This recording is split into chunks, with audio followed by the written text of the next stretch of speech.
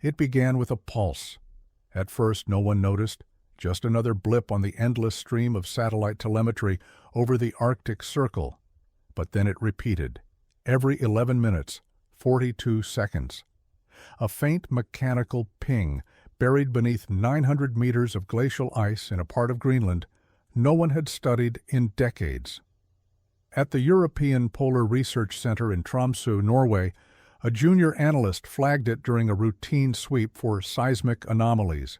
It wasn't seismic, it was patterned, deliberate, a frequency used in outdated military distress signals phased out sometime in the 70s. The analyst ran the data again, same coordinates, same signal. When he elevated it to his supervisor, she assumed it was leftover Cold War debris, maybe an old Russian satellite fragment bleeding static through the ice. But the next day, it happened again. And the day after that. The signal was real, consistent, and unexplainable. Within a week, NASA, the Danish Space Agency, and a private tech firm in Seattle were all listening in. Spectral analysis showed the signal was modulated in amplitude, as if trying to convey data, or worse, a message. But from what? There was nothing in that section of Greenland except ice, stone, and centuries of silence. No recorded expeditions, no active stations, no lost flights. And yet, the coordinates matched an anomaly noted in a 1976 climate survey. A note scribbled in the margin of a faded field report, glacial depression, unnatural symmetry. Worth investigating, the signature beneath it read, Dr. James Armitage. The name triggered something. In a dusty archive in Reykjavik, a box was pulled from storage. Inside, photos, field maps, and a missing persons report from 1975. Arctic Expedition, 2 names, James Armitage and his 16-year-old son, Daniel. Declared lost after vanishing in what was then called the Queen's Hollow, a deep ice valley unreachable by road or air. No wreckage, no distress call, no bodies, just gone, until now. Because that signal, mechanical, rhythmic, impossible, was transmitting from the last known coordinates of the Armitage expedition. After 50 years, something buried beneath the ice had begun to speak, and the world, unprepared and unbelieving, was finally listening. June 2, 1975. A single-engine plane touched down on a gravel airstrip near Qaanaaq, Greenland, its propellers echoing off the frozen cliffs. A tall, weathered man in his late 40s stepped out, adjusting his glacier goggles against the sun bouncing off the snow. Beside him, a teenager climbed down, slim, eager-eyed, the kind of kid who read field manuals for fun and memorized coordinates like other kids memorized baseball stats. Dr. James Armitage and his 16-year-old son, Daniel. The Arctic was their summer vacation. James wasn't just any explorer. He was a leading glaciologist, a Cold War-era consultant who had mapped parts of Antarctica for the U.S. government, authored papers on subglacial ecosystems, and once survived 2 weeks alone in a storm-swept crevasse, with only a broken compass and a bag of trail mix. His son idolized him. Their goal was simple: reach an uncharted depression deep in the inland ice sheet, a region noted in old Danish survey maps, but never officially explored. Locals called it Hvita Hollid, the White Hollow. Few went near it. The ice there creaked in unnatural ways, they said. Dogs refused to cross it. Compasses spun. James didn't believe in ghost stories. He believed in data. Daniel believed in him. They set out with 2 sleds, a pack of huskies, and 3 weeks' worth of supplies. Their last transmission came on June 5th. A brief radio burst picked up by a fishing trawler off the coast. Visibility low. Terrain unstable, heading southwest toward the basin. And then, tell Laura. Static. Silence. Laura was James's wife, Daniel's mother. She never got the rest of the message. A storm rolled in that night, one of the worst on record. Rescue attempts were delayed. By the time a search plane finally passed over the region, There was no trace, no sleds, no dogs, no movement. Just an unbroken white sheet stretching for miles. Over the years, theories multiplied: equipment failure, avalanche, hidden crevasse. Some whispered about Cold War sabotage, others believed they'd simply gotten lost. But those who knew James Armitage swore he was too careful, too experienced, too precise. He wouldn't have vanished, not like that. And Daniel, he was too smart to follow his father blindly. But they did vanish, completely. Until now. It came in just after midnight, a faint burst of static bouncing between relay towers along the northern rim of Greenland. At first, no one heard it, until a Norwegian trawler captain, scanning shortwave channels through a crackling storm, logged a transmission marked with a U.S. research code that hadn't been active in years. He reported it to the mainland, thinking it was interference. But technicians listening later picked up words. Broken, frantic, not a test, not a mistake, real voices. The first part was clear enough. Repeat, we've located the depression. No surface signs, but a fissure opened up below the ice. Then silence, then panic. No footing. It's massive. Something's moving down there. Daniel, step back. The final seconds were chaos. Wind. A rumble like thunder cracking beneath a metal sheet.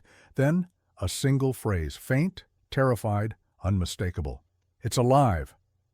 And then nothing. Total radio silence.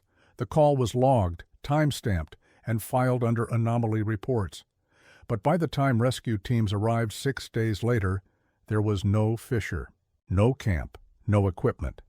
The coordinates marked by the signal were just ice, flat, seamless, undisturbed. The Arctic had erased them, every trace. The tape was buried in a file box, then moved to cold storage. Over the decades, it became a ghost artifact, shared in hushed tones among old signalmen, studied by amateur sleuths, picked apart by fringe theorists who claimed it proved everything from extraterrestrials to secret weapon testing.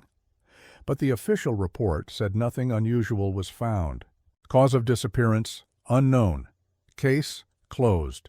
No further investigation required.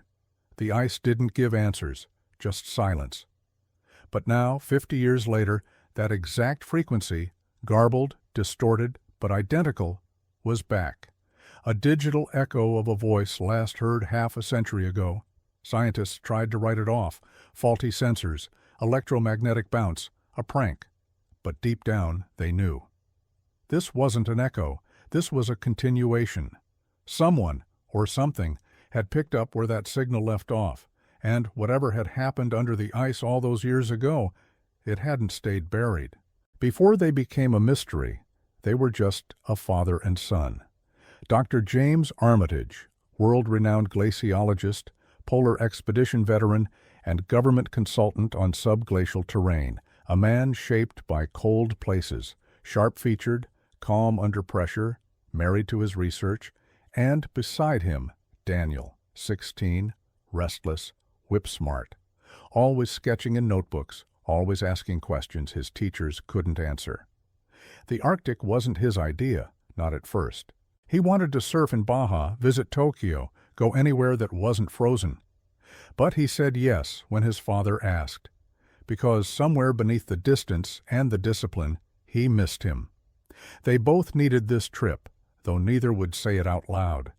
It was supposed to be a summer project, father and son, charting ice depressions near Queen's Hollow.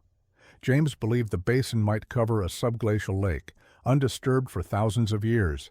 If proven, it would be one of the biggest climate discoveries of the decade. For Daniel, it was just time together, until it wasn't. Locals told stories about the basin, the White Hollow. They said it sang at night. Dogs grew sick nearby. James laughed it off. Daniel didn't. He listened, wrote things down. His mother, Laura, had begged them to wait until July. James said the ice would be more stable in June, fewer melt hazards, fewer eyes. He didn't want media or university boards slowing him down.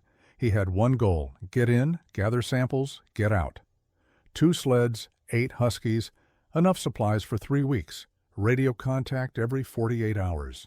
Daniel trained for months. He studied maps, learned how to signal with mirrors, how to navigate whiteout conditions. He wanted to be useful. He wanted to be seen. Their plane dropped them near Qaanaaq. From there it was 200 kilometers by sled, over frozen rivers, wind-battered valleys, and into the hollow. Their final photo, snapped by the bush pilot, James holding the lead dog's leash, Daniel laughing in the snow, the sky bright and sharp above them. A family frozen in a moment of calm before the storm. No one could have known it would be the last time they were ever seen above ground. Not alive, anyway. James Armitage didn't chase legends. He chased data.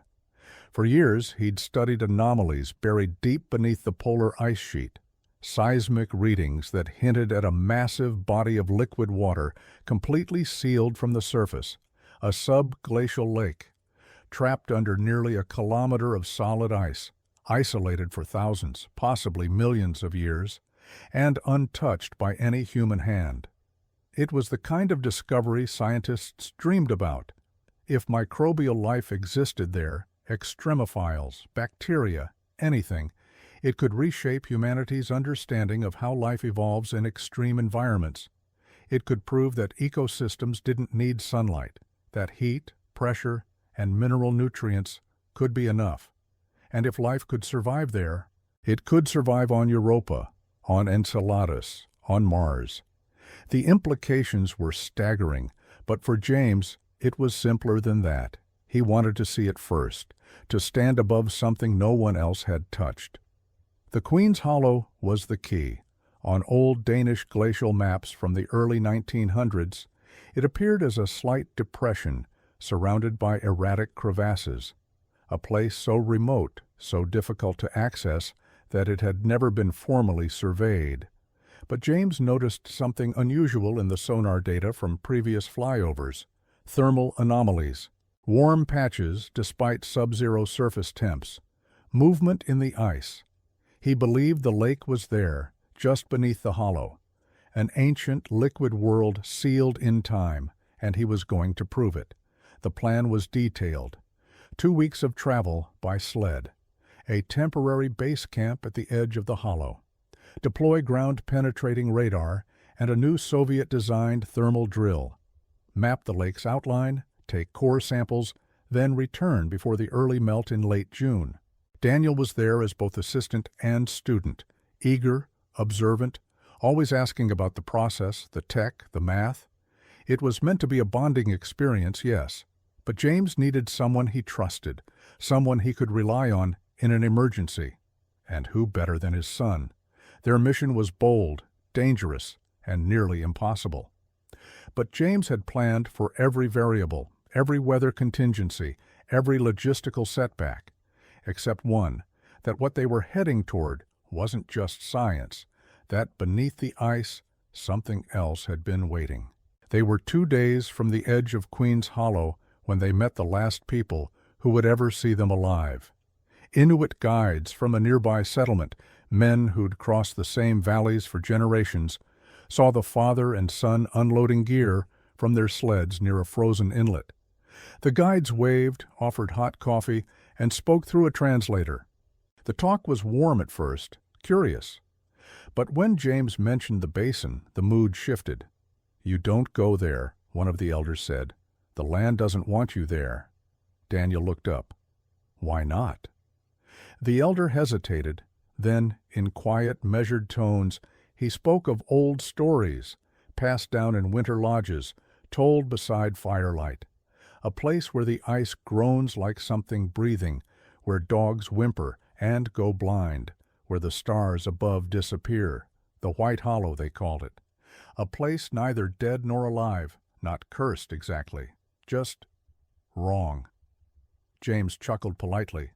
"Folklore," he said. "Ice expands, it shifts, it echoes." The elder didn't smile.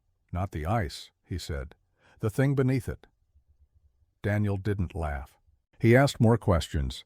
The answers came in fragments, stories of travelers who went missing, machines that stopped working, and a hunter who once wandered near the edge and returned unable to speak. Just sat in a corner for days, drawing circles in the snow. Sometimes, the elder said, you find footprints, but they go the wrong way. James thanked them, shook hands, and continued packing. As they left, one of the younger guides gave Daniel a small pouch, carved bone on a string, worn smooth by age. For protection, he said. Daniel wore it under his coat. James never mentioned it again. They pressed on. The wind picked up. The temperature dropped. The dogs grew agitated near the base of a wind-scoured ridge. Daniel noticed they kept looking west, ears perked, nostrils flaring. James said it was probably wolves, or nothing at all, just nerves. That night the aurora shimmered above them in silent green waves, but the radio picked up nothing, no signal, no interference, just blank static. As they crossed into Queen's Hollow, the elder's words echoed faintly in Daniel's mind. The land doesn't want you there. He didn't know why, but for the first time the Arctic didn't feel empty. It felt occupied. The last known coordinates placed them just 12 kilometers from the depression's edge. A smooth glacial shelf curved down into a valley, walled by ice, sculpted over centuries by wind and time. The place was silent in the way only true wilderness is. No birds, no wind, no motion, just whiteness and weight. James Armitage's final journal entry, recovered years later from a sealed weatherproof case found wedged in an ice fissure, read, "Barometric pressure dropping fast. Dogs agitated. Daniel not sleeping. Seismic tremors increasing in frequency. Hollow feels different." He underlined that last word 3 times, different. They camped that night beside a jagged blue wall where the ice rose in cathedral-like pillars. Daniel took photos. They boiled snow for water. The radar had shown something below, a cavity nearly 200 meters wide, with readings that didn't match any known geological pattern. It was hollow, yes, but something else was down there, something moving. At 3:41 a.m., the weather beacon at Connacht detected a sharp microseism, a tremor too small to register on most equipment, but close, very close. The next radio check never came. No signal, no flare, no Morse code, just absence. When the bush pilot returned 3 days later to resupply them, he saw no sled tracks, no camp, no dogs. Just a flat expanse of ice, pristine and undisturbed, as if no one had ever been there. Search teams followed soon after, carving paths through whiteout conditions and bitter cold. But the Arctic had already done what it does best, taken without a trace. Whatever happened that night, the land covered it perfectly. The ice closed behind them, the wind erased their presence, and the hollow returned to silence. Not even a single tent peg was ever found. It was as if the father and son had walked off the edge of the earth. And, in a way, they had. The story broke 5 days later. Renowned Arctic scientist and son missing in Greenland, ran the New York Times headline. The BBC followed with "Silence over the ice, where are the Armitages?" News agencies around the world picked it up. A father and son gone without a trace.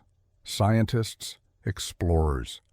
A human interest story wrapped in scientific mystery. The U.S. government dispatched military reconnaissance planes.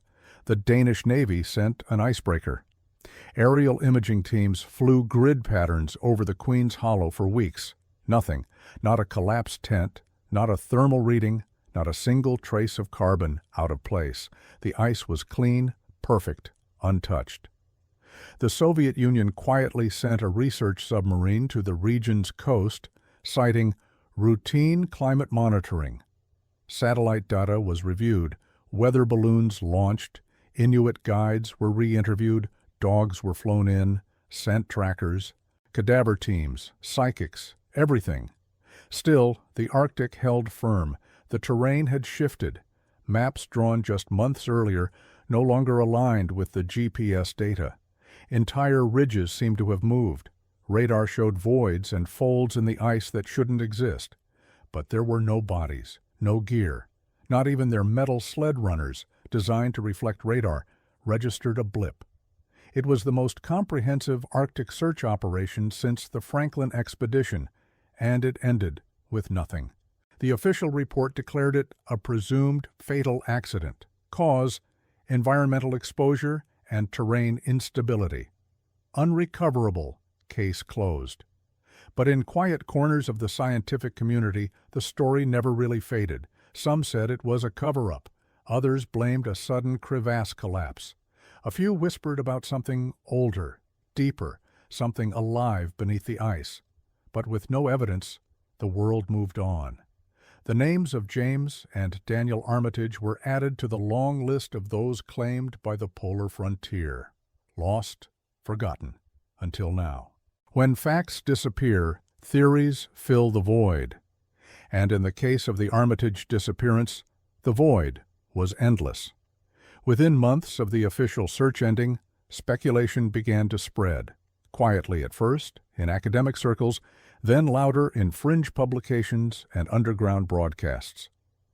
The most immediate theory? Cover-up. A Cold War experiment gone wrong. James Armitage, after all, had worked closely with U.S. defense agencies. Some believed his expedition had been a front, not for studying ice, but for deploying or recovering classified tech near the Arctic Circle, an energy source, a weapon, something buried beneath the glacier too dangerous or too valuable to ignore. But if that were true, why take his son? Why the dogs, the sleds, the science equipment? Then the whispers got stranger. Radio enthusiasts pointed to the final transmission, garbled, yes, but clear in one phrase: it's alive. Theories bloomed like frost: alien contact, a downed craft beneath the ice, a portal to another dimension.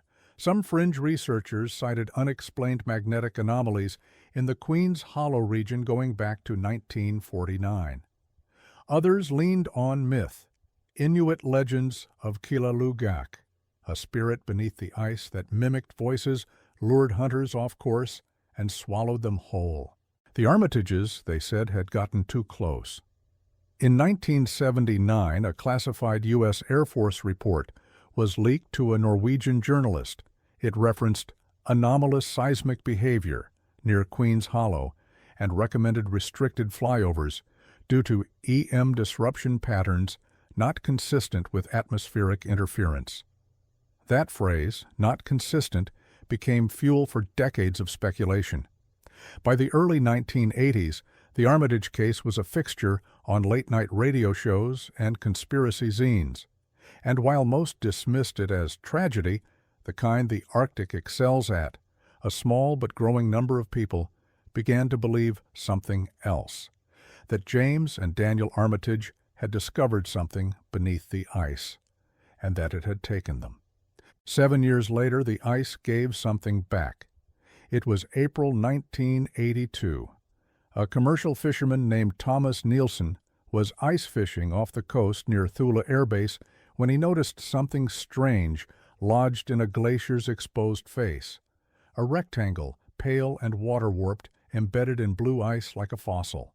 Curious, he chipped it free with the butt of his auger. Inside a crumpled waterproof sleeve was a sheet of paper, brittle but legible. Handwriting, tight, rushed, English. It was a journal entry. The paper was turned over to Danish authorities and eventually found its way to a private polar research archive in Copenhagen, where it was quietly logged and largely forgotten. But the handwriting matched samples from Daniel Armitage's school notebooks. The ink had faded, but the words were still there. Day 14. We shouldn't have come this far. The crevasse opened last night. It's warm down there, like breathing. Dad says we'll check it in the morning, but I don't want to.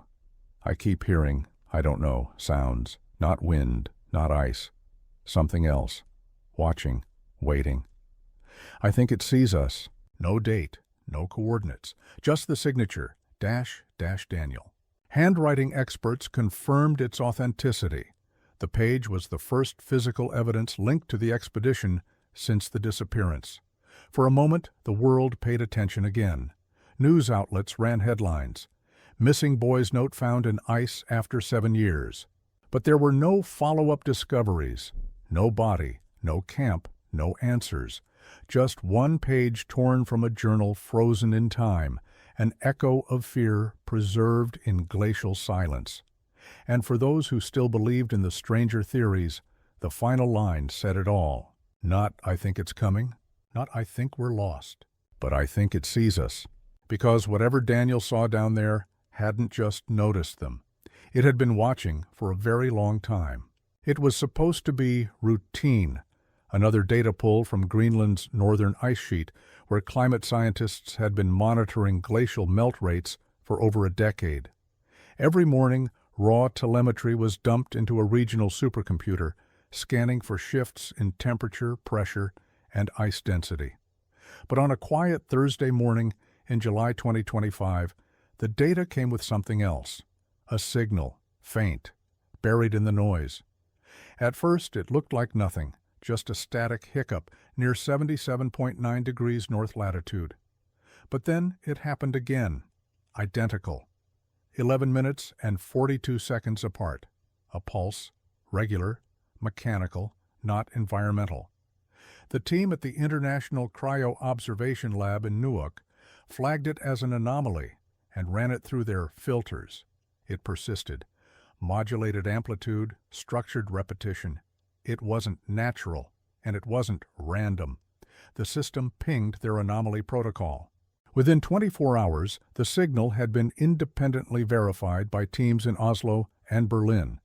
It was real, and it was coming from inside the glacier. The first assumption was mundane, abandoned equipment. A weather beacon lost during the Cold War. A military sensor from the early days of satellite tracking. But there was one problem. There had never been any recorded missions to that part of the glacier. No bases, no flyovers, no crashes. Just ice, blank, remote, unclaimed. The signal continued. Same frequency, same interval. And when they plotted it on a historical map, someone in the control room fell silent. The coordinates matched a zone last surveyed in the 1970s, an area nicknamed the White Hollow, the same region where, half a century earlier, Dr. James Armitage and his son Daniel had vanished without a trace. It didn't make sense. No device should still be transmitting after 50 years. No power source should have lasted that long. And yet, the signal was steady, precise, like a heartbeat buried beneath the ice. Scientists began to debate the implications. Some thought it was a glitch, others a discovery. A few stayed late into the night, staring at the waveform patterns, convinced the signal was changing, evolving, like it knew someone was listening. Within days, the ice lab became a command center. Advanced ground-penetrating radar was flown in from Svalbard. Drone teams were deployed. LiDAR scans swept the region in tight formation. They needed to be sure. The data had to hold, and it did. 3 separate teams triangulated the source of the signal. It wasn't just a frequency, it was physical. Something solid was embedded in the glacier. 900 meters below the surface, encased in ice so ancient it predated recorded history. The anomaly measured just under 4 meters across. Metallic signature, irregular geometry, not glacial, not natural. A shape that didn't belong in a geological report. The preliminary heat scan showed something else, temperature variance, slight, but unmistakable, whatever it was. It wasn't entirely frozen. The radar images came back grainy but clear enough. A hard structure, angular, possibly cylindrical, and at its center, a heat source. A low-level hum, steady and rhythmic, like a machine running on minimal power or something still alive. Then someone pulled up an old equipment manifest from 1975. The model number matched. A modified Mark IV emergency beacon, U.S. issue, last used by civilian field teams in the Arctic during the Nixon era. The same beacon James Armitage had brought with him on his final expedition. a model never designed to transmit for more than 2 weeks. But this one hadn't just survived, it was still broadcasting. The signal, once thought to be random interference, was now confirmed to be a pulse from that beacon. Same frequency, same interval. 50 years later, the site was sealed off.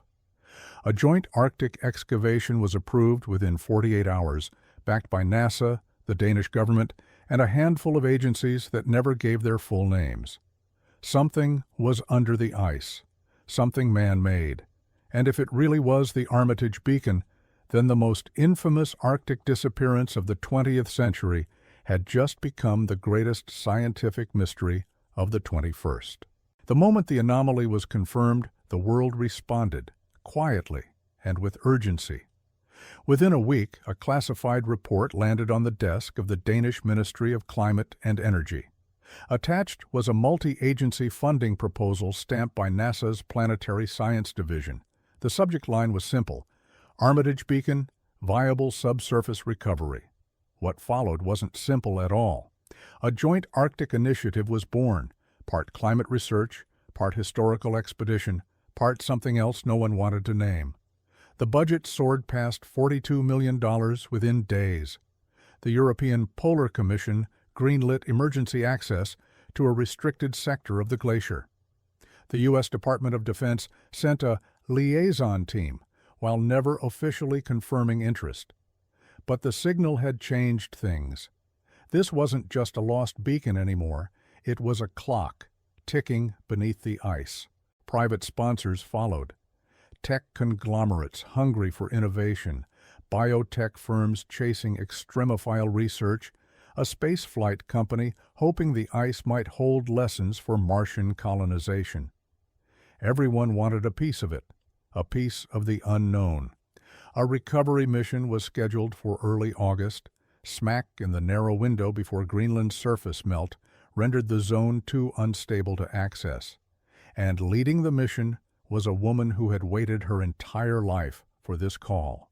Dr. Celeste Warren, polar geologist, ice core specialist, and the world's leading expert on the Armitage disappearance. She'd written her dissertation on subglacial thermodynamics, but her true obsession had always been the case. She kept the final transmission as her phone ringtone. She had a photo of James and Daniel in her lab, printed from microfilm archives. Her colleagues called her obsessed. Now they called her director. A science team was assembled: climatologists, cryobiologists, seismic engineers, and 2 exosuit operators borrowed from NASA's Europa mission sim tests. The Arctic, after all, is a perfect analog for other worlds. But they weren't going to another planet. They were going into a hole in the Earth, and what they'd find would belong to no category they'd trained for. They called it Station Zero, a prefabricated modular base designed for short-term polar deployment, airlifted in parts by VTOLs and assembled atop the signal zone in less than 5 days. 12 climate shelters ringed a reinforced main hub, anchored to bedrock by thermal rods and carbon steel bolts. By the second week of August, the site was operational. The wind screamed across the glacier. Temperatures plummeted to minus 41 degrees Celsius, and yet the drill team worked around the clock. Dr. Celeste Warren stood at the center of it all. She barely slept, barely spoke to anyone who didn't have coordinates in their sentence. To her, this wasn't just a recovery, it was resurrection. The Armitage case had haunted her since childhood. She remembered reading about it in a yellowed copy of Scientific American, left in her father's den. The grainy photo of James and Daniel, the transmission transcript, the phrase, "It's alive." She never forgot it. Now, she was here, leading the mission that might finally bring them home, or explain what had happened to them beneath this exact stretch of ice. The drill used was a third-generation subglacial core system nicknamed Athena. Designed to slice through ancient ice without thermal distortion, it could cut vertically down nearly a kilometer without compromising trapped gases or microbial life. But Athena wasn't just looking for climate records, It was aimed directly at the anomaly. By day 4, they hit the first unusual layer. Ice darker than it should be, older, compressed by more than just time. Embedded particles hinted at organic presence, but nothing definitive, yet.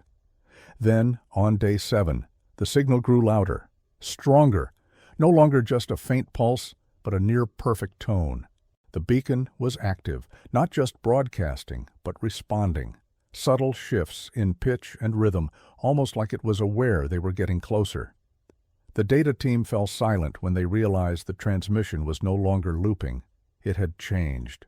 Dr. Warren didn't hesitate. "Keep drilling," she said. Outside, the wind howled. Below, something waited. On the 21st day, everything changed. At 4:37 UTC, the core team logged a seismic event, small, localized, just under their current drill depth. At first, they thought it was a collapse. But the pressure readings stabilized. Then the ice density dropped sharply. The drill had broken through. They weren't in glacial strata anymore. They were in air, or something like it. Cameras were lowered, lights followed.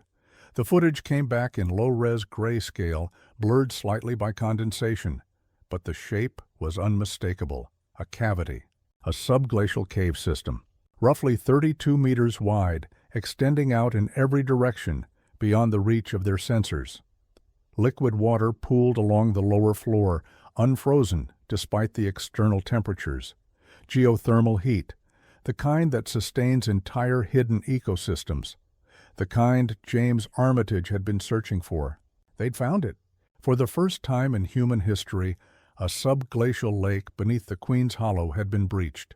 Water samples were collected immediately. Strange microbial chains, elongated structures, a total absence of common extremophiles. Something new, something that didn't match the known tree of life. The cavern walls shimmered oddly under light, smooth in places, almost fused, as though heat or pressure had once melted the ice into sculpture. No tool marks, no breaks.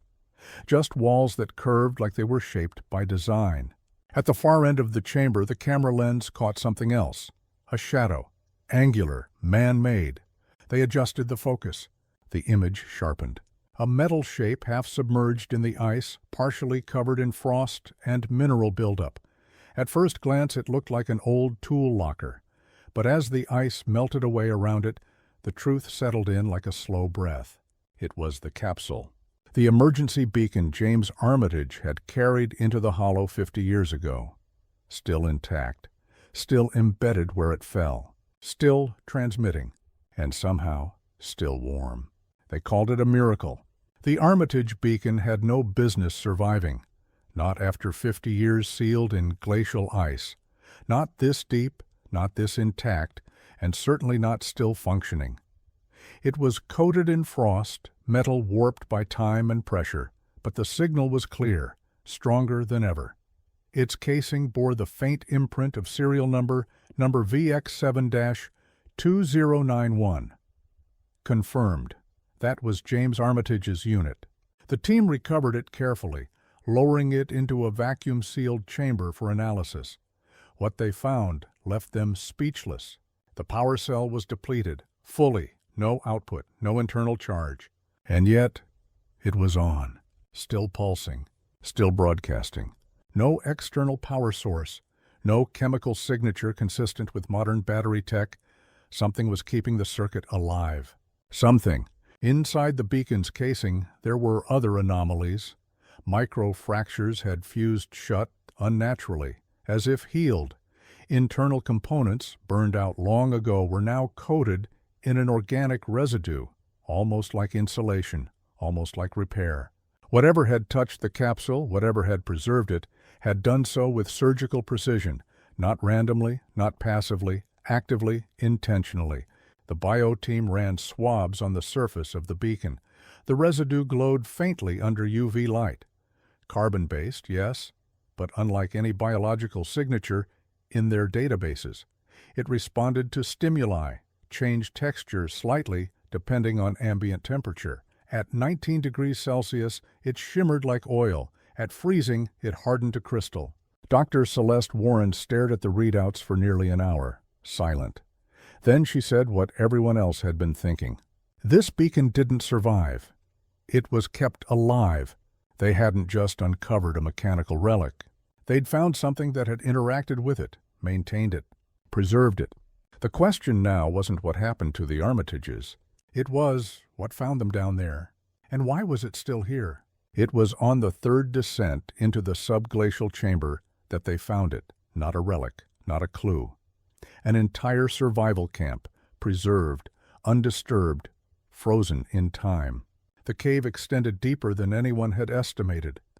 Beyond the capsule site, the floor sloped into a tunnel, more natural corridor than crevasse, widening into a second chamber roughly the size of a cathedral nave.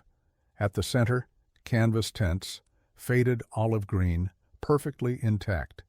Gear packs lined up neatly, a field stove tipped over mid-use, a mess tin still containing fossilized fragments of dried meat. Everything was there. 2 sleeping bags, one adult-sized, one smaller. Daniel's sketchbook lay half open, caught in the frozen edge of what had once been a pool of meltwater. The ink was smudged, but one drawing remained intact, a ridged shape coiling into darkness. Not an animal, not a mountain, something else. No footprints, no drag marks, no evidence of a struggle, but no bodies. Dr. Warren and her team cataloged the scene with military precision. Every item was tagged, photographed, and sealed for transport. The temperature at the site remained an anomaly, hovering just above freezing, despite zero external geothermal activity logged by the sensors.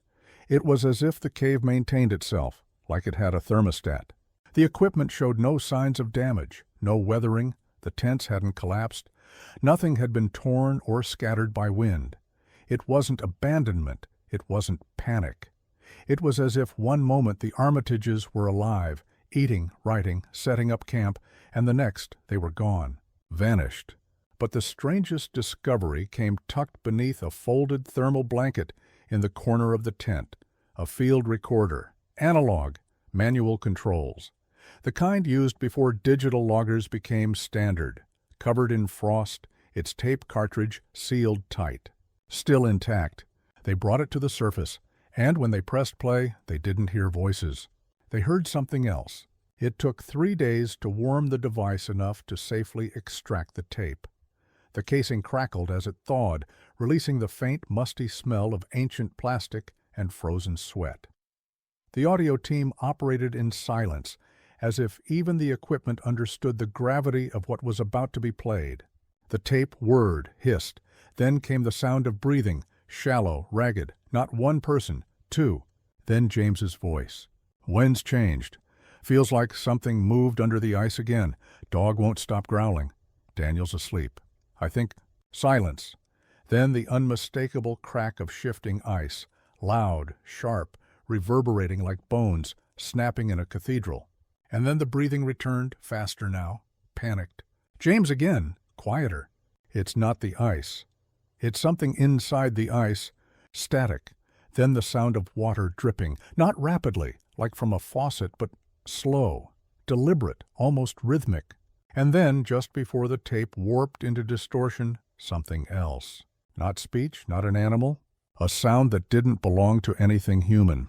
A deep-toned hum oscillating in waves, low frequency, almost below hearing range. Mechanical and yet alive, pulsing like breath through a throat too large to imagine. One of the audio techs backed away from the console. Another whispered, "That wasn't an echo." The team ran the file through filters, wave analysis, and harmonic deconstruction. The hum wasn't noise. It was structured. 4 notes, repeated, like a pattern, like a message. Dr. Warren played it back again, this time with her eyes closed. She didn't speak for nearly a minute. Then she said what no one else wanted to. That's not a recording of something happening. That's a recording of something listening. And suddenly the presence everyone had been feeling, the sense that the cave wasn't empty, became undeniable. Because whatever had been waiting beneath the ice for 50 years had been hearing them the whole time. The crevasse wasn't on the original scans. It opened overnight, roughly 30 meters west of the main chamber, narrow, jagged, like a wound splitting open in the glacier's side. At first, the team marked it as a hazard. Then the thermal drone showed heat rising from its lower depths. Not surface heat, subsurface warmth, sustained, internal. 2 explorers descended, both trained glacial engineers. Rappelling down was difficult. The walls were slick with melt and lined with striations that didn't match any known fracture pattern, not natural stress lines, more like channels, veins. At 41 meters, the walls widened into a second chamber, but this one didn't look like the others. It was breathing. Not literally, but the walls pulsed faintly with temperature changes, expanding and contracting ever so slightly under thermal imaging. The surface wasn't solid ice. It was covered in a thick, translucent film, fibrous and glossy, like organic resin. It glittered under UV light. The explorers described it as root-like, but not plant, not fungal. Something new, something in between. The floor was slick with what appeared to be ancient water runoff, but laced with darker, thicker streaks. Fluid samples later confirmed the presence of amino acids, but in chains that didn't match anything in biological databases. It wasn't just alive. It was growing. Embedded in the walls, partially consumed by the strange tissue, were fragments, metal, plastic, a shredded thermal blanket. Daniel's name stitched into the edge, his handwriting, barely legible, on a torn field tag. Dad says we can't go back up. The thing in the wall watches when we sleep. They hadn't just camped in the chamber. They'd tried to escape from it. And whatever this place was, this organic cathedral, buried beneath a kilometer of ice, it hadn't let them. Not completely. Back at Station Zero, the lab teams worked without sleep. The fragments recovered from the deep chamber were sealed in Level 4 biocontainment within minutes. Initial scans showed traces of organic tissue, samples lifted from the resin-like growth coating the chamber walls. At first, the bioreadings triggered a false alarm, known DNA, 2 partial profiles. One matched James Armitage. The other, Daniel, hair follicles, skin cells, blood. Preserved but altered, frozen but viable. But that wasn't what shocked the team. The DNA was blended. Their genomes were there, but intertwined with something else. A third strand. No known match. No human ancestry. Not bacterial. Not viral. A biological wildcard, braided with theirs like roots wrapping around a tree. It wasn't contamination, it was integration. The cells had fused at the mitochondrial level, rewritten, not broken, not sick, not decaying, functioning, alive, in stasis. One cell sample, when warmed past -2 degrees Celsius, moved. Under a microscope, it unfurled, rearranged itself, then stopped, as if testing its environment. "What are we looking at?" one of the techs asked, backing away from the display. Dr. Warren stared at the screen, voice flat. Adaptation. The organism, whatever it was, hadn't just interacted with the Armitages. It had merged with them, preserved their biology, improved it. A rescue? An experiment? Or something much older, waiting beneath the ice for hosts it could use? The implications shattered protocol. The site was put on lockdown, satellite uplinks encrypted. And in a secure tent outside the lab, Doctor. Warren read Daniel's last field entry, recovered from a second journal page. Just 4 words, written in uneven strokes. "I don't feel alone." The leak was inevitable. Someone, no one ever confirmed who, uploaded a single still frame to a closed online forum for geophysical anomalies. A shot of the Armitage beacon, half buried in translucent ice, still transmitting. The image vanished within minutes, but the damage was done. Within hours, encrypted traffic surged across Arctic satellite relays. 36 hours later, the sky above Station Zero filled with rotors. Unmarked military VTOLs descended on the site like birds of prey. The U.S. Department of Defense issued a formal notice. Assistance in response to a multinational security concern. No details, no timeline, no negotiation. Danish authorities, caught off guard, received a briefing marked Eyes Only and withdrew their science liaisons within the day. Then came the men in black coats. No insignias, no ranks, just briefcases, encrypted sat phones, and questions that didn't sound like they came from scientists. Everything changed. Lab samples were seized and flown out. Hard drives were wiped. Audio tapes from the recorder were taken. Access to the subglacial chamber was revoked until further safety evaluations, and all transmissions from the site were rerouted through a secure uplink controlled by a classified American satellite array. Dr. Celeste Warren was removed as mission lead. She didn't argue. She didn't speak. She just watched as her life's work was boxed in aluminum crates and carried away by people who didn't know the sound the beacon made when it pulsed, who didn't know Daniel's handwriting, who hadn't stood inside that breathing cave. The site was now a security perimeter. The ice, once a gateway to discovery, was now a vault. And whatever was beneath it, living, hybrid, impossible, was no longer a scientific mystery. It was a national security threat. 3 days into the lockdown, it began again. A second signal. Different frequency, narrow band, low amplitude, but patterned, deliberate. It didn't match the Armitage beacon. It came from deeper, beneath the first chamber. Subsurface scanners, still running on a separate circuit Warren had rigged before being removed, picked it up first. The rhythm wasn't mechanical. It fluctuated in pitch and interval, like speech or song. No one told the military, not at first. Warren and 2 remaining scientists, Hale, her radio tech, and DeSantos, a linguist from Oslo, kept it contained to their workstation. They recorded 74 minutes of the signal before it shifted again, longer tones, layered harmonics. It was no longer just broadcasting. It was responding. Hale ran it through decryption algorithms. Nothing. He ran it through vocal recognition databases. Still, nothing. Then DeSantos did something different. He listened. Really listened. "It's recursive," he whispered. "The signal is folding in on itself, self-modifying." It wasn't noise. It was structure. Syllabic patterns repeated at regular intervals, then refracted. Each burst seemed to reference the last, like language, but not ours. When they isolated the waveform, they found something chilling embedded between the higher tones, an echo, a faint reproduction of James Armitage's voice. Just one word, distorted but clear. Daniel, spoken not as a broadcast, as a call. Something beneath the ice had learned his name, and now it was trying to speak. They tried to lock her out. After the second signal, Doctor, Celeste Warren was ordered off-site under the guise of security reassignment. Her access was revoked, her credentials flagged. They packed up her tent, disabled her private workstation, and erased all logs associated with her research credentials. They thought that would stop her. They didn't know that she'd already memorized the waveform patterns, that she'd hidden a duplicate of the DNA sequence data in the lining of her thermoregulated boots, that she'd rerouted a sensor feed through an old weather drone she personally maintained.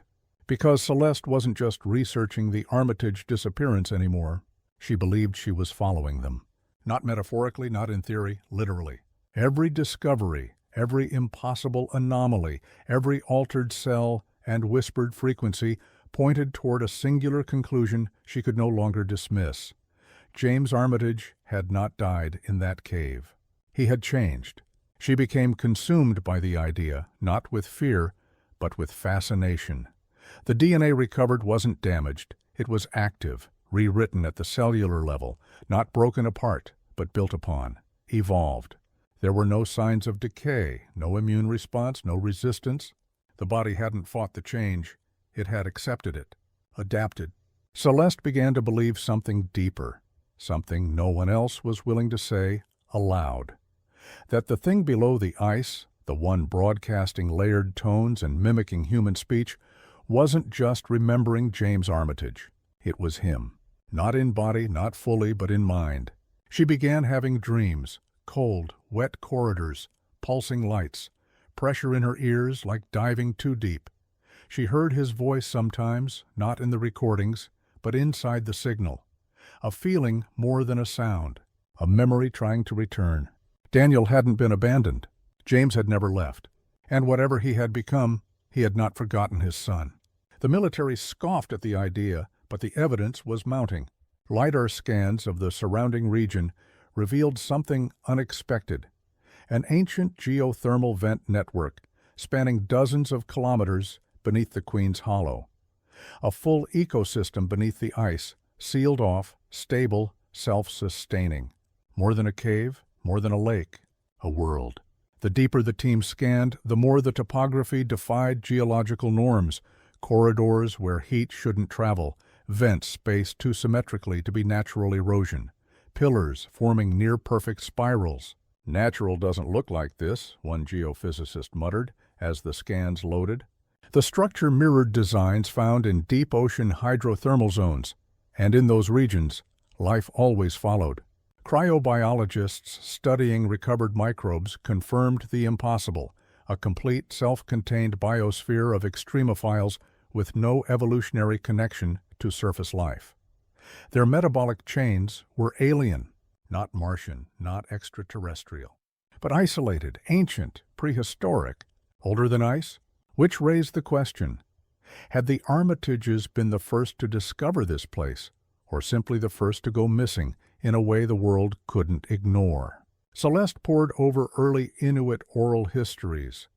Not myths, accounts, stories of the White Below, where hunters disappeared and returned speaking strange languages, eyes clouded, minds fractured. One tale spoke of men who went down and came back quiet. Another described a cave lit by no fire, yet warm with voice. The idea was no longer fringe. A hollow earth, not in the science fiction sense, but as a fragmented network of warm, living tunnels beneath the crust. A place where evolution took a different path. And if James and Daniel Armitage had stumbled into it, then maybe they hadn't just been changed. Maybe they had become part of it. It started with a cracked instrument panel, a minor malfunction. Nothing catastrophic, just a torn sensor cable in one of the atmospheric sampling drones stationed at the cave mouth. It had been damaged during the last seismic tremor. Hale was supposed to replace it. He never got the chance. By morning, the panel was fixed. Perfectly. Not patched, not jury-rigged, healed. The severed cable had been seamlessly fused back together, the insulation reformed around it, the copper filament somehow grown into itself. It looked organic. The maintenance log showed no activity. No technician claimed credit. No one had touched it. When they pried the panel open, they found the internal cavity coated in a thin biofilm. Same material recovered from the deep chamber. Same protein signatures as the Armitage DNA samples: living, reactive, adaptive. The organism had fixed the drone, and not just repaired it, understood it. From there, analysis accelerated. Samples of the biofilm, once thought inert, responded to electrical current. They expanded toward it, split, recombined. A neurobiologist compared the reaction patterns to early synaptic firing in embryonic brain tissue. But it wasn't just mimicking biology, it was learning from it. A second drone, deliberately damaged in a controlled experiment, was left overnight in contact with the material. By morning it worked, better than before. The implications broke every rule of biology, engineering, and cognition. This was not a passive life form. It was a living interface, an organism that could cross the boundary between machine and flesh. The scientists stopped calling it the growth. They started calling it the interface. Then someone asked the question out loud, the one everyone had been avoiding. If it can learn systems and repair tools, can it think? The question hung in the air like a fog. Because if it could, if this thing wasn't just alive, but aware, then the Arctic hadn't just hidden a lost expedition. It had been harboring a life form capable of merging with any system it touched. Biological, technological, human. And it had been watching for a very long time. It was found lodged in the ice, buried beneath a folded thermal tarp, just outside the secondary chamber. Sealed in a plastic notebook cover, warped with time. The pages stuck together, ink faded to ghost gray. But it was real. James Armitage's handwriting, same bold strokes, same compact lettering, a voice frozen for 50 years. The notebook contained only 6 pages, observations at first, dates, environmental notes, food logs. the mundane rhythm of fieldwork. But halfway through, the entries shifted, more disjointed, emotional, afraid. Day 17, Daniel saw it first, lights behind the wall, they're not reflections. Day 19, no exit, the tunnel seals behind us. Every time we sleep, we wake up deeper. Day 21, the ice hums when I breathe. I think it's breathing back. Then silence for 2 pages. And on the final page, 1 entry, no date, no time. Just a single block of writing, scribbled in jagged pen, as though he had only moments left to say what mattered. It speaks in light, not with words, not sound, just pulses, like memory flashing across the sky. It's not a creature, not a threat. It's a passage. It showed me what comes next, what the world will be when the surface is gone. I see the future. I see forever. And at the bottom, just a name, Daniel. The notebook was sealed in a vacuum case and classified immediately, but the people who read it, they knew. James hadn't just died. He had crossed over. And in his final moments, he had seen something no human was meant to see. Not death, not salvation, but continuation.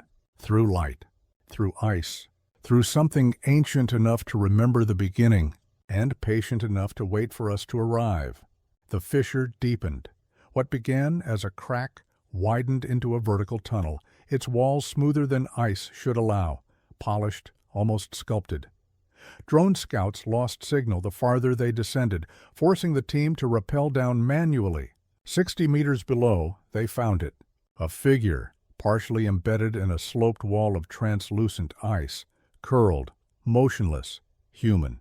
The first reaction was disbelief, then silence. No one moved, no one spoke. The light hit the form just right, and the details emerged: torn parka, faded patches, a cracked lens on one frost-bitten goggle, bones beneath frozen skin, muscles atrophied, lips partially parted as if caught mid-breath. But the face? Younger than expected, pale yet intact, not decayed, preserved. Daniel Armitage, or what was left of him. The scan team brought in a portable MRI drone, calibrated for glacial fieldwork. It shouldn't have worked, not at this depth, not in these temperatures. But the data came through, and what it showed rewrote everything. There was brain activity, faint, inconsistent, but unmistakable. Not reflex, not chemical drift, cognition.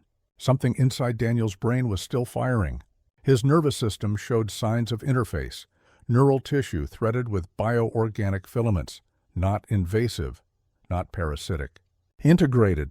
The growth had preserved him, yes, but also maintained him, or, more disturbingly, kept him alive. The glaciologist in charge of life sign monitoring whispered the words no one else wanted to say. He's not dead. Not fully. Not anymore. Dr. Warren approached the ice, stared at the frozen boy. His hand was stretched outward, palm half open, as if reaching for something. A final gesture, or a beginning, because this wasn't just a recovery. It was a reunion. Daniel Armitage had been lost in 1975, and now, in 2025, the ice was giving him back. But no one knew what or who he would be when it was done. The data couldn't be argued with. The brainwaves were active, but irregular, not chaotic, just layered, as if multiple signals were present at once. Neuroscientists initially assumed it was artifact interference, static from cryogenic degradation. But deeper scans revealed something else. Waveforms nested inside other waveforms, like memory encoded within memory, not decay. Integration. They expanded the scan radius, projecting pulse mapping across the subglacial network. What they found was both impossible and undeniable. Brainwave echoes, not just from Daniel, but from others. Patterns resembling human cognition, some faint, others stronger, none identical. The ice wasn't a tomb. It was a system, a network. The organism, the one called the interface, wasn't just a life form, it was an archive, a living repository of everything it touched. And it didn't destroy what it found. It merged it. Memories, emotions, language, identity itself, weren't being preserved in stasis. They were being absorbed, layered into something collective. Every mind it encountered became part of its greater whole, a chorus of consciousness suspended in frost. And somewhere inside that vast frozen memory, Daniel still existed, still dreamed. And he wasn't alone. James was there. The brainwave signatures showed overlapping resonance, a pattern seen only in identical twins or individuals with deep neuroempathic bonds. A father and son, not just lost together, held together. Thinking, remembering, echoing through a system far older than any human mind. Dr. Warren reviewed the data in silence. Then she asked the question aloud, not to the team, but to the ice itself. Are they still themselves? And no one could answer. Because if the organism could merge thoughts, if it could learn identity, then the definition of life, death, and consciousness itself had just changed forever. Not extinction, convergence. This story was intense, but this story on the right-hand side is even more insane.